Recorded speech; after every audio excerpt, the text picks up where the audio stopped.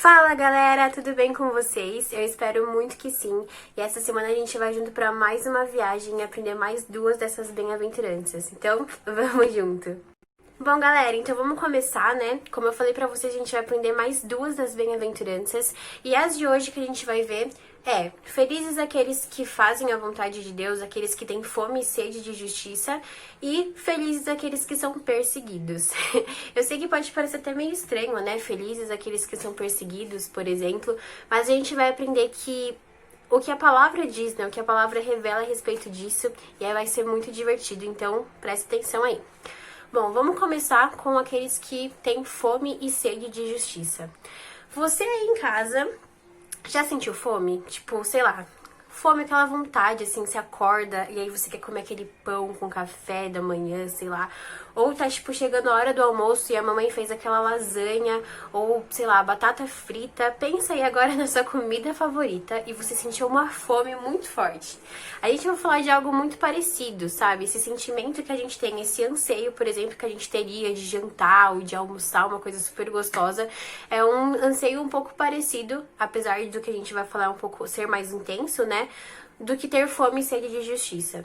Fome e sede de justiça é você ter aquela vontade de fazer o bem, sabe? De você ser justo. Vamos supor, assim, que a gente tá na escola agora, né? Porque eu gosto muito de exemplo e vocês vão concordar comigo, podem até compartilhar alguma experiência que vocês já tiveram.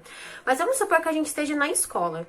E aí a gente vê uma situação onde uma criança ou um dos nossos coleguinhas tá zoando e xingando uma outra pessoa, um amiguinho também. E aí você vê aquela situação. Então você, por ter fome e sede de fazer a vontade de Deus, essa fome e sede por justiça, você vai ser um intermediador. Então, ou você vai pedir para ele parar e explicar que aquilo é errado, explicar que aquilo não faz bem, que aquilo desagrada o coração de Deus, ou você pode tomar outras providências, como, por exemplo, chamar um professor para que aquilo pare, né, para que aquilo cesse. E isso é agir de acordo com a vontade de Deus, né? Porque eu acredito que quando a gente começa a agir com bondade para as outras pessoas, a bondade que nós demonstramos acaba revelando o amor de Deus, né? Então a gente acaba fazendo a vontade dele, que é fazer o nome dele conhecido.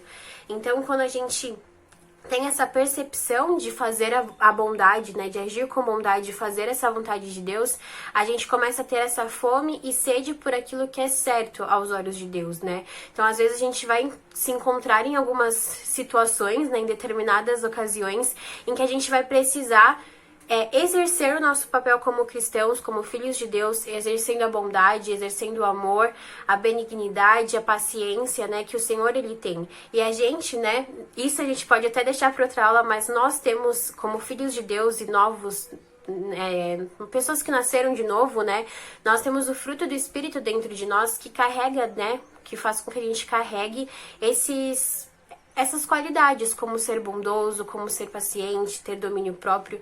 Então a gente pode deixar isso até para outra aula pra gente entender um pouco mais, mas é super legal porque quando a gente aceita Jesus e o Espírito Santo ele mora em nós, ele começa a fazer com que a gente haja com essa bondade e que a gente expresse essa bondade realmente para as pessoas.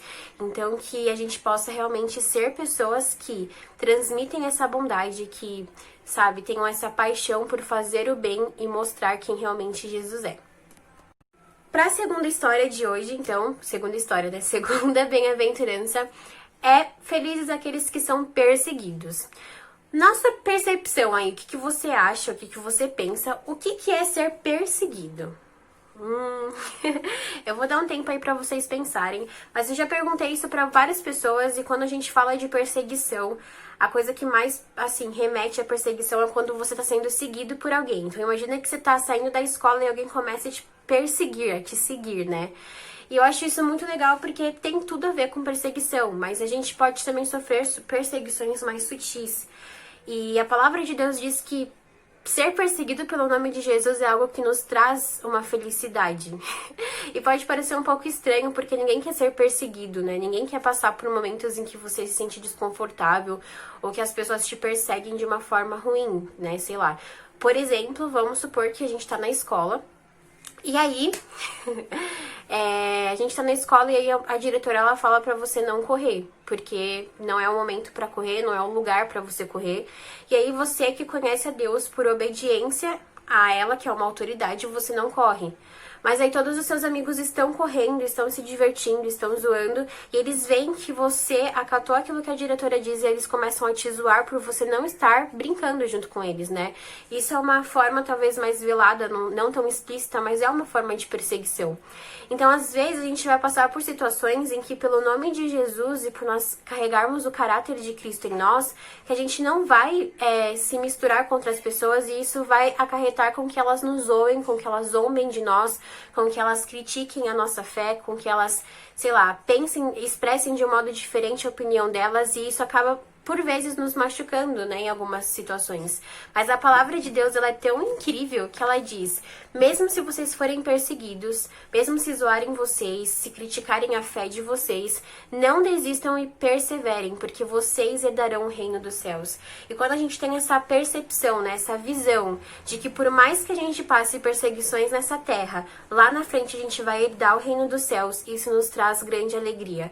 Porque não é por nós, não é por aquilo que a gente faz, mas é pela graça de Deus que nos salvou, que nós herdamos o reino dele, né? Que nós herdamos não só uma identidade de filhos, mas também o reino dos céus. Então, por que eu tô falando isso pra vocês, né? Dessa forma tão alegre, assim? Mas é porque mesmo que vocês passarem por situações de perseguição, seja na escola, às vezes, até mesmo com a família, né? Não sei a realidade de vocês, mas mesmo que vocês passarem por essas perseguições, não fiquem tristes ou não fiquem irritados por vocês estarem passando aquilo, mas fiquem felizes, como a própria palavra diz, porque o reino de Deus é de vocês.